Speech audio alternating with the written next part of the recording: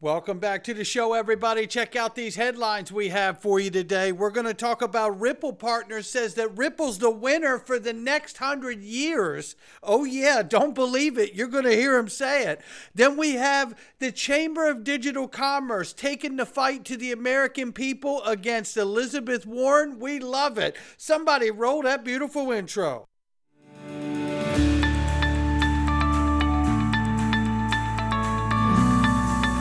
Digital Perspectives with Brad Kimes. Come on in.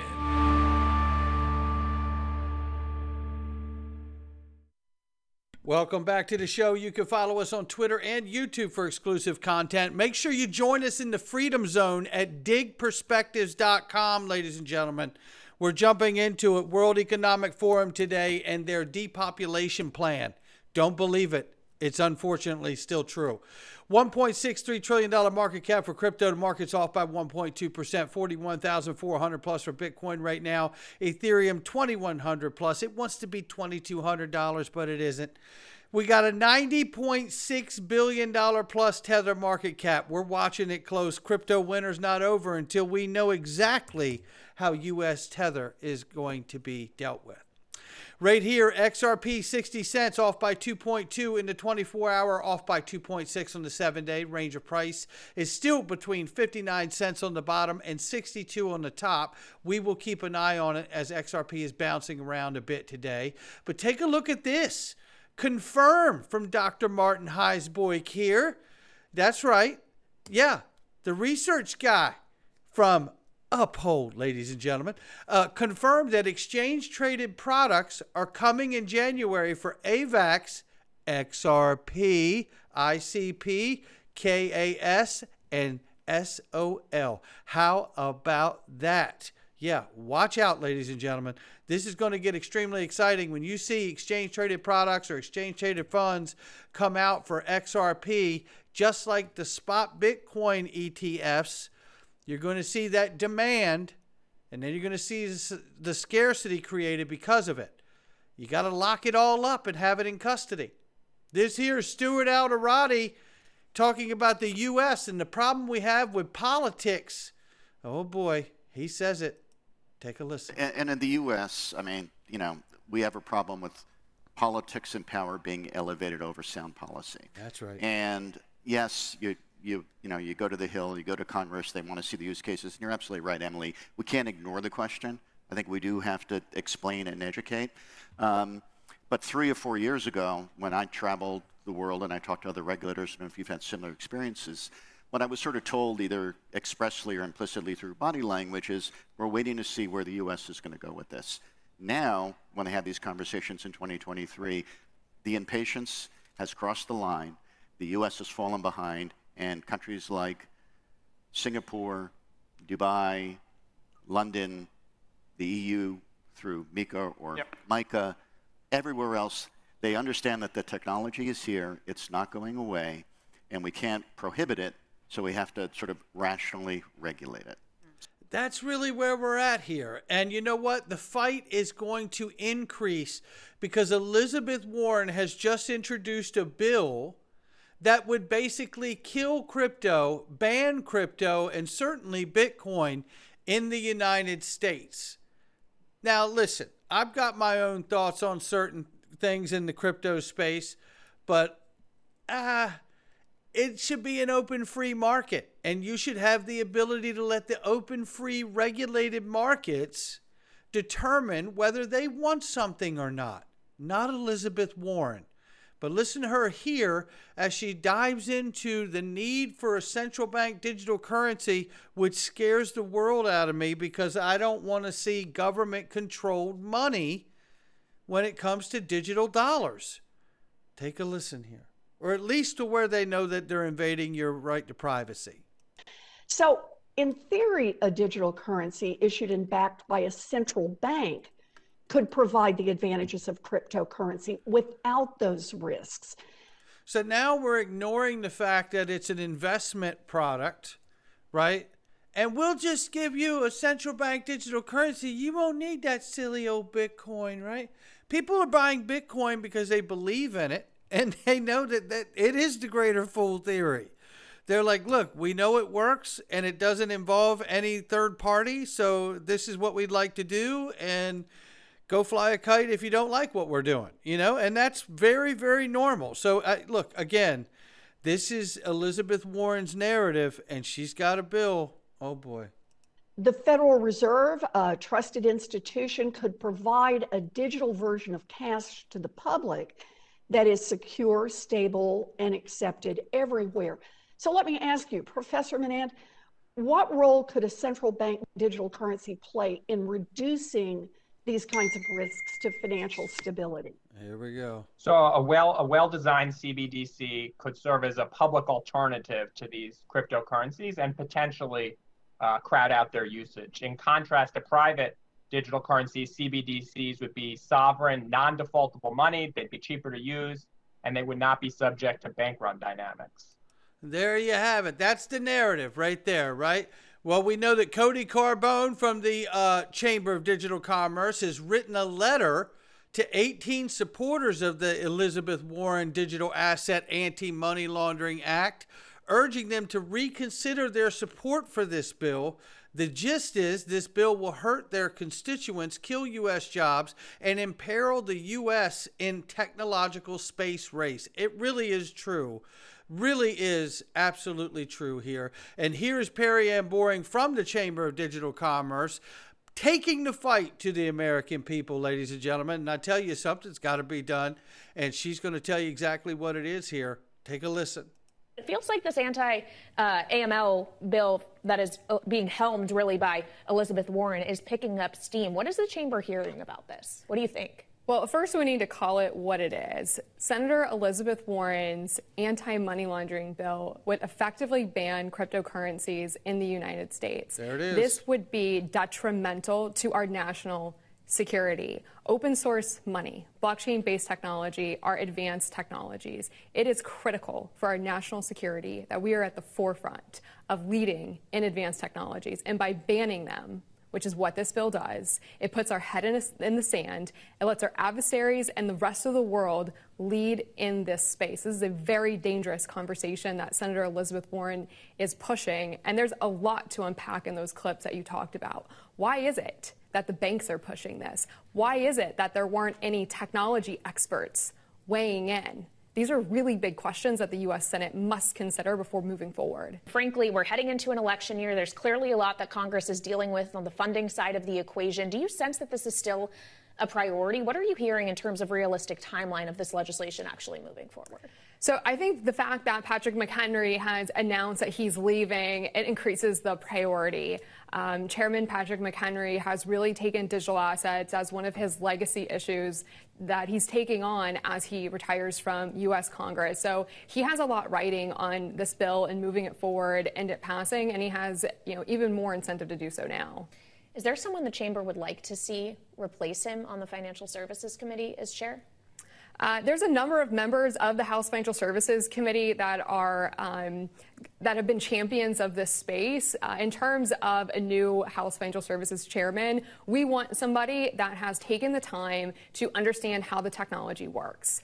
We don't want someone like Jamie Dimon who is proposing things that are technically impossible to implement, or Elizabeth Warren, her bill doesn't work with the technology itself. So whoever is going to serve in that role, whether it's the chairman of the House Financial Services Committee on the Senate Banking Committee or serving as the next Treasury Secretary, you need someone who understands how this technology works, because this technology is shaping the future of global finance. And if they don't understand it at a technical level, how can they lead the nation to success? Well, and of course, there's a question of whether the next chair is even going to be a Republican, depending on what control of the House looks like. How much do you think is riding politically for the crypto industry in 2024? How crucial a year is it going to be?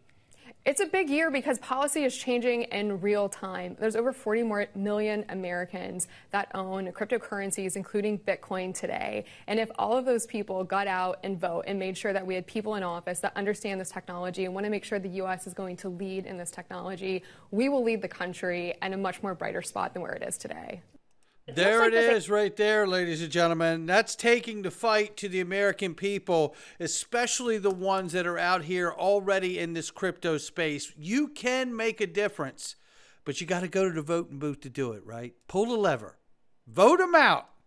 starting with Elizabeth Warren, as she is a danger, a clear danger to the U.S. being a leader in the fourth industrial revolution. No question about that. Then here very quickly is Mark Yusko, who says, you know what? Don't worry so much about Elizabeth Warren. Her track record is not very good at all. And the same thing's going to happen here. Now, the only thing that makes me smile about Ms. Warren, the only thing, is she's over, right? She sponsored 300 and some odd bills in her career.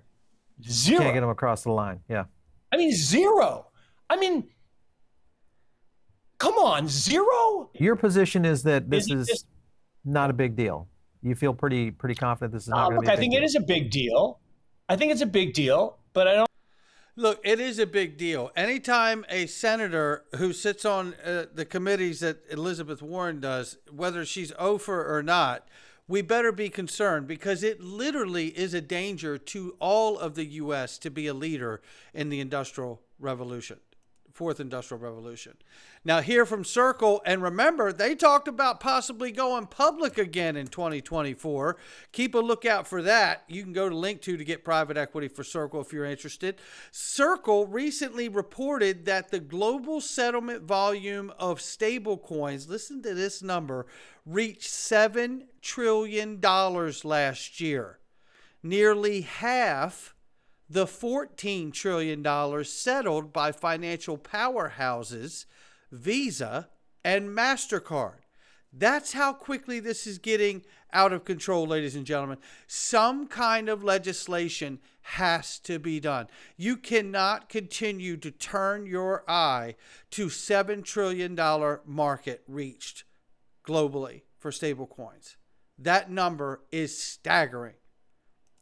So are these numbers too.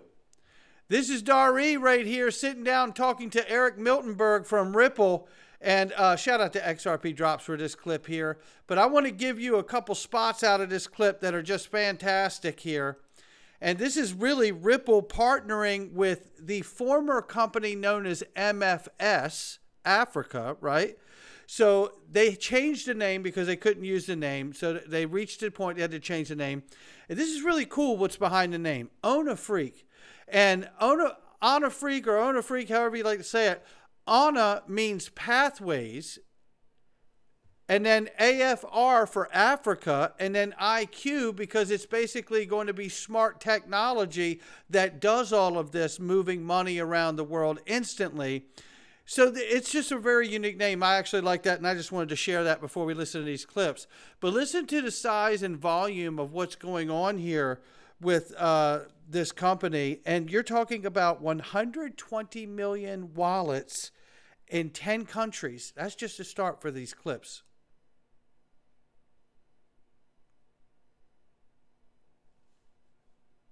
If they were interoperable. If I could pick up my phone on one network in country A and transmit, send money to another network in country B. So we initially started just focusing on that. And along three kind of layers, the messaging layer, the APIs and all the communication, the compliance layer, and then the settlement layer. For the first 7 years, that's really all we did. And the goal was not to die. That's it. Just keep going. And eventually, like in every good network business, and Ripple will know a lot about this, at some point the wheels start turning, and there is kind of some sort of momentum. And I think for us that took almost 7 years. And at that time, we reached about, I would say, around 120 million wallets in about 10 countries that we connected to. And from there on, it became possible, and the network became interesting to other type of players. So from just serving mobile money operators, I would say, we became interesting to money transfer operators who were then looking for a single entry point to reach more people across the continent. We became interesting for enterprises on the continent and outside of the continent that were looking for, simple collection methods across multiple markets, or way to expand from one market to the other. And we became interesting to banks as well, financial institutions, who then could rely on our rails to reach clients and groups that were previously not reachable. By 2020, we felt that there were two we were on our way really to become an important infrastructure in Africa. That was an important infrastructure with Africa that has partnered with Ripple. Oh, you're going to love what's coming here.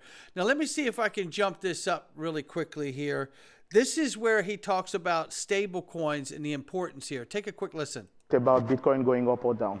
It was about that instant, that ability to just make cross-border payment.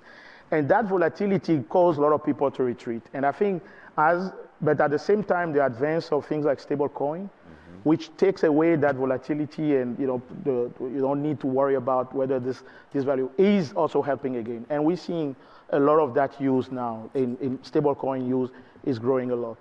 Last but not least is we are in hyperinflation environment. I mean, for the first time, countries like the US, Europe are talking about inflation. Yeah. In Africa, we've been talking about inflation for a very long time. So people know this. I mean, when we talk about inflation, we talk 20%, 40%, more than 100% in some markets.